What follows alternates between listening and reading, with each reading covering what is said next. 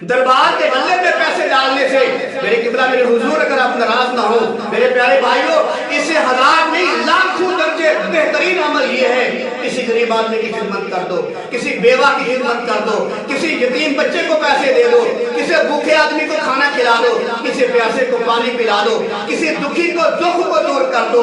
میرے کملی والے کا فرمان مبارک ہے، میرے پاک پیغمبر نے فرمایا، آپ کی طرف اشارہ کیا، فرمایا میں محمد اگر مسجد نبوی کے اندر ایک مہینہ اعتکاف کروں، فرمایا اس سے بھی بڑا عمل یہ ہے کہ میں کسی دکھی آدمی کی دکھوں کو دور کر دوں۔ تو میرے پیارے بھائی، جو بزرگ تشریف فرما ہے وہ تو نہ جانے پہلے کتنے سخی تھے، وہ لوگوں کو خدمت کیا کرتے ہوں گے، لوگوں کو پانی پلاتے ہوں گے، لوگوں کو کھانا کھلاتے ہوں گے، وہ تو ہزاروں لاکھوں روپے اللہ کے نام میں خرچ کرتے ہوں گے، جو حقدار ان کو دیتے ہوں گے۔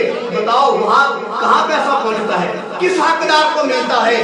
پتہ نہیں وہ کہاں اللہ معاف فرمائے لگا دیتے ہیں، وہ بنگی ملنگ کھا جاتے ہیں، چرسی کھا جاتے ہیں، پتہ نہیں وہ کون سے لوگ کہاں لگا دیتے ہیں۔ لیکن یہاں پیسے ہم کیوں نہیں لگاتے اپنے محلے میں، اپنے ہمسایوں میں، اپنے رشتہ داروں میں؟ کیوں؟ ہمارے یہاں نمبر نہیں بنتے، ہمیں یہاں پروٹوکول نہیں ملتا، ہماری یہاں بلے بلے نہیں ہوتی، ہماری واہ نہیں ہوتی۔ وہاں تو کیمرہ لگا ہوتا ہے، تصویر بن رہی ہوتی ہے، حضرت صاحب چادر چڑھا رہے ہیں، حضرت صاحب لاکھ روپیہ دربار کی خدمت کر رہے ہیں، 10,000 روپیہ دے رہے ہیں، 20,000 روپیہ دے رہے ہیں۔ میرے عزیز بھائی، اس سے لاکھوں درجے بہتر یہ ہے کہ اپنے محلے میں، اپنے رشتہ داروں میں، اپنے ہمسائے میں دیکھیں جو بھوکا ہے، غریب ہے، مسکین ہے، بیوہ ہے، یتیم بچے ہیں، ان کی خدمت کرو۔ میرے عزیز بھائی، ما سلککم فی سقر، جہنمیوں سے پوچھا جائے گا، اے جہنم والو تم جہنم میں کیوں آئے؟